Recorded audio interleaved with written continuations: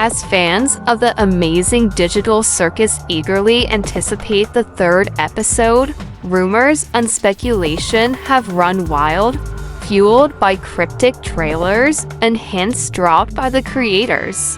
A prevailing theory circulating among the fanbase is that Episode 3 will take place in a spooky mansion filled with eerie corridors, abstract creatures, and mind-bending challenges. However, after analyzing the first 2 episodes carefully, it becomes increasingly plausible that this spooky mansion narrative is nothing more than a red herring designed to brainwash viewers into expecting something completely different. Instead, I propose that Episode 3 will focus on something as mundane yet existentially fraught as Pomni using the bathroom for 20 minutes. While this theory may sound absurd at first glance, there is substantial evidence from both the pilot episode and Episode 2 Candy Carrier Chaos to support it. In this essay, I will explore this theory in depth, using plot points, character behavior, and thematic elements from the first 2 episodes to argue that the third episode will focus on a surreal and existential bathroom experience rather than a haunted mansion. 1. The theme of mundanity and meaninglessness in the digital circus. From the very beginning, the amazing digital circus has been rife with themes of meaninglessness and the banality of existence.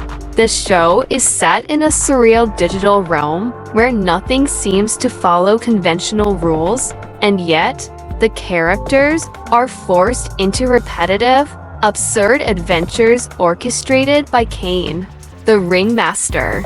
In the pilot episode, Pomni wakes up to find herself in this strange, nightmarish place without any memory of how she arrived. Right from the start, the show establishes that the characters are trapped in a cyclical existence. While their lives appear to revolve around these grand, whimsical adventures, there's an underlying sense that none of it truly matters. Pomni's first question in the circus, "What is this place? Where I?" is emblematic of her growing awareness of the pointlessness of their actions. Her journey mirrors a search for meaning in a world that seems designed to obscure it. Fast forward to Episode 2 Candy Carrier Chaos, and this theme of absurdity is pushed even further. The adventure in this episode revolves around retrieving stolen maple syrup from gummy gators, a task that is comically trivial.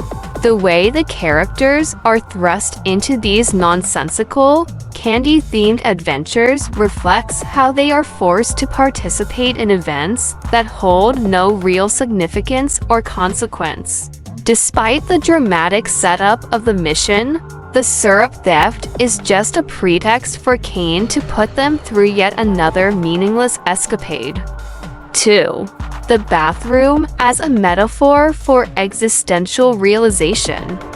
While it might seem odd to propose that an episode would focus on something as simple as using the bathroom as a setting is actually a rich metaphorical ground for exploring existential dread and personal crisis, both themes that are central to Pomni's character arc.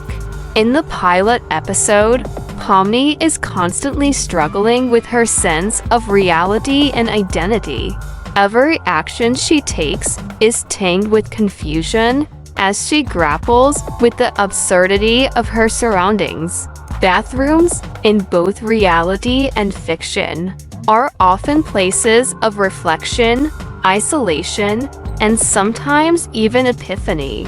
It's a space where people are alone with their thoughts, confronting their own existence without distractions. In Episode 2, we saw that Pomni is beginning to question the nature of their existence in the digital circus. She even asks 𝓉𝒽𝒃 if their adventures are just elaborate LARPing scenarios, signaling that 𝓉𝒽 is starting to doubt the validity of everything happening around her. If episode 3 were to focus on 𝓉𝒽's time in the bathroom, it would likely serve as a place where she is forced to confront the absurdity of her own existence. The mundanity of the task, juxtaposed with the surreal nature of the circus, could lead to a profound moment of existential crisis. Imagine 𝓉𝒽 trapped in a circus filled with ridiculous characters and meaningless adventures, finally taking a moment to be alone in the bathroom, only to be overwhelmed by the futility of her situation. The 20-minute bathroom sequence could be a surreal journey into 𝓉𝒽's psyche, filled with glitches, distorted mirrors, and abstract reflections of her inner turmoil. 3. 𝓉𝒽's psychological state and her journey toward abstraction. Both episodes have hinted at the fragility of 𝓉𝒽's mental state. The concept of abstraction, the characters losing their minds and becoming mindless, monstrous forms, looms large in the digital circus. It's implied that 𝓉𝒽, being new to this world, is particularly susceptible to this fate. Throughout the pilot and episode 2, we see 𝓉𝒽's growing anxiety and confusion, with small hints that she's on the brink of losing control. Her glitching during stressful moments, such as when she glitches out of bed in episode 2 after waking from a nightmare, is a sign that her sense of reality is fraying. What better place for 𝓉𝒽 to experience a psychological break than in the isolation of a bathroom? A 20-minute sequence of 𝓉𝒽 trying to use the bathroom could transform into a nightmarish ordeal as her mind begins to unravel. The mundane act of using the bathroom could become an absurd and terrifying challenge in the circus, with 𝓉𝒽's perception distorting as she spirals closer to abstraction. The mirrors might reflect impossible versions of herself, the plumbing could glitch out, and the bathroom itself could morph into an endless maze of stalls, symbolizing her entrapment in the digital circus. 4. Misdirection and Kane's role as the master manipulator. Another key element of the amazing digital circus is the role of Kane, the ringmaster. He is the one who creates and orchestrates the adventures that the characters go on, seemingly for his own amusement. In both the pilot and episode 2, Kane demonstrates a penchant for misdirection and manipulation. He presents the adventures as grand and exciting, but they are ultimately pointless and absurd. For example, in episode 2, Kane builds up the adventure as a quest to save the Candy Canyon Kingdom's precious resource, only for it to turn out to be maple syrup, which feels utterly trivial in the grand scheme of things. Kane's tendency to mislead the characters aligns perfectly with the idea that the Spooky Mansion teaser for episode 3 is nothing but a ruse. Kane, as the master manipulator, could be using the mansion as a metaphorical representation of the character's fears, but in reality, there's nothing horrifying or grand about the episode. Instead, the mansion could just be the bathroom, an ordinary, everyday location twisted by the character's expectations. 5. Conclusion: the existential bathroom journey.